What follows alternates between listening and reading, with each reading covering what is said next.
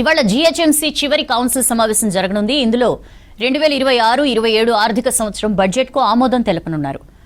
జీహెచ్ఎంసీని ORR వరకు విస్తరించడంతో 11,460 కోట్లతో mega budget ప్రవేశపెడుతున్నారు. పాత జీహెచ్ఎంసీ బడ్జెట్ 9,200 కోట్లు.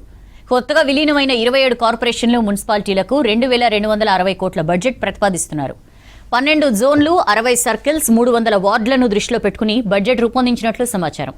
జీహెచ్ఎంసీ కౌన్సిల్ మీటింగ్కు కార్పొరేటర్లతో పాటు ఎక్స్-అఫీషియో సభ్యులు హాజరు కానున్నారు. మరో 10 రోజుల్లో జీహెచ్ఎంసీ పాలక మండలి పదవీకాలం ముగుస్తోంది. ఇవాళ జీహెచ్ఎంసీ చివరి కౌన్సిల్ సమావేశం జరగనుంది. ఇందులో 2026-27 ఆర్థిక సంవత్సరం బడ్జెట్కు ఆమోదం తెలపనున్నారు. జీహెచ్ఎంసీని ఓఆర్ఆర్ వరకు విస్తరించడంతో 11,460 కోట్లతో మెగా బడ్జెట్ ప్రవేశపెడుతున్నారు. పాత జీహెచ్ఎంసీ బడ్జెట్ 9,200 కోట్లు. కొత్తగా విలీనమైన 27 కార్పొరేషన్లు, మున్సిపాలిటీలకు 2,260 కోట్ల బడ్జెట్ ప్రతిపాదిస్తున్నారు.